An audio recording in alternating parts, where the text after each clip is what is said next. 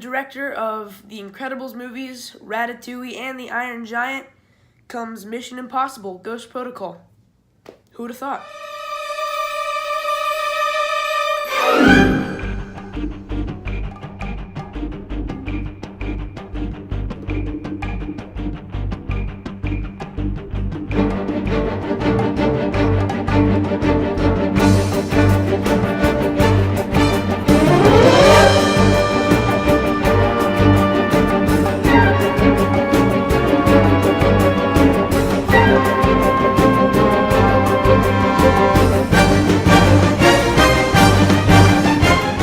So, yeah, this is Brad Bird's first live-action movie that he directed, and he completely knocked it out of the park. Now, I'm going to put a spoiler warning just in case anything that I say can be considered a spoiler. I'm going to try to not spoil too much, but just in case.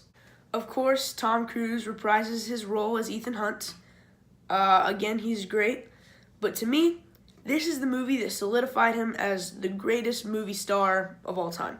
Now, I didn't say best actor, okay, because there's plenty of actors that are better than him, but his goal is to entertain, and boy, does he do it. When I was first watching the movie on that Burj Khalifa, tallest building in the world in Dubai, when the shot panned around to show the big view, I thought that those were the best effects ever. But then a few years later, I found out those weren't effects. He was actually climbing the building. Speaking of the building scene in Dubai, one of my favorite shots just ever, it's very nice camera work where a shot goes from his feet up above him and it shows the view from a very high part of the Burj Khalifa. Here, I'll show you the video.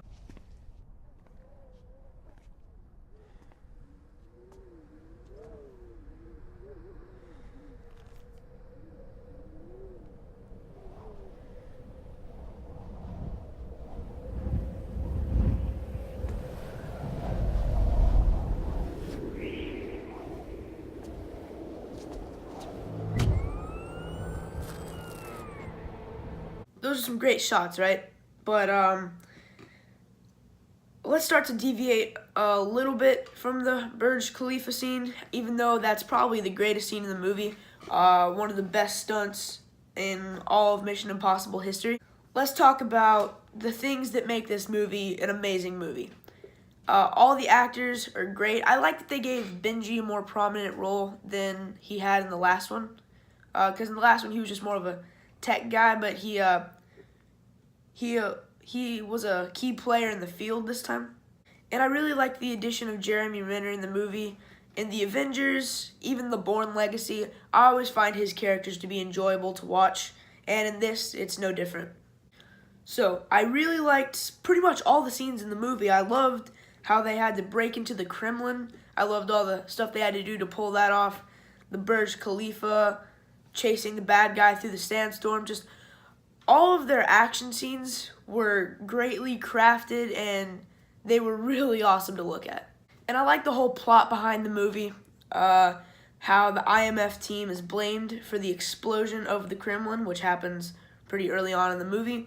So they have to go out, clear their name, and try to stop a nuclear warhead from exploding. So all of that stuff is really interesting, and it's an engaging plot, and it's very rewatchable, I found. I don't really need to dive deep into the music and effects, because once again, they are top-notch. And one thing that I really like about this movie is that, you know how in every spy movie, all of their equipment always works, right? But in this movie, a lot of stuff is rusted, and it fails, and I thought that was a pretty good take on the whole spy thing, where their gadgets get them out of situations. In this movie, their gadgets fail sometimes, so they have to use their brains to get out of the situations. Here's an example.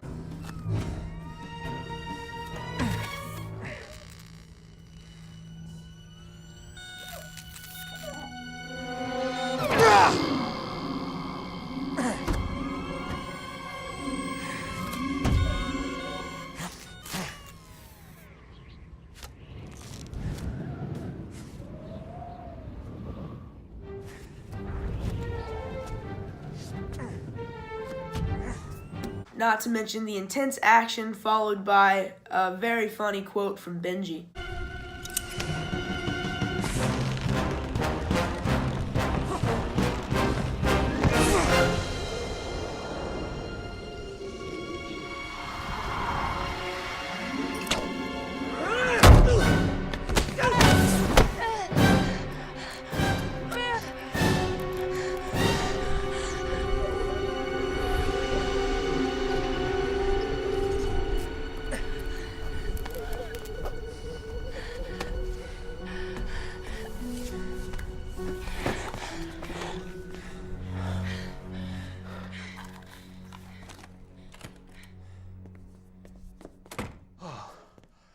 Whew.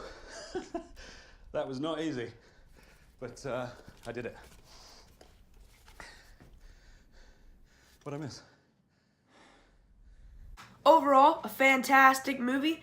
Out of the 4 that I've reviewed so far, it's my favorite. I'd give it a 10 out of 10.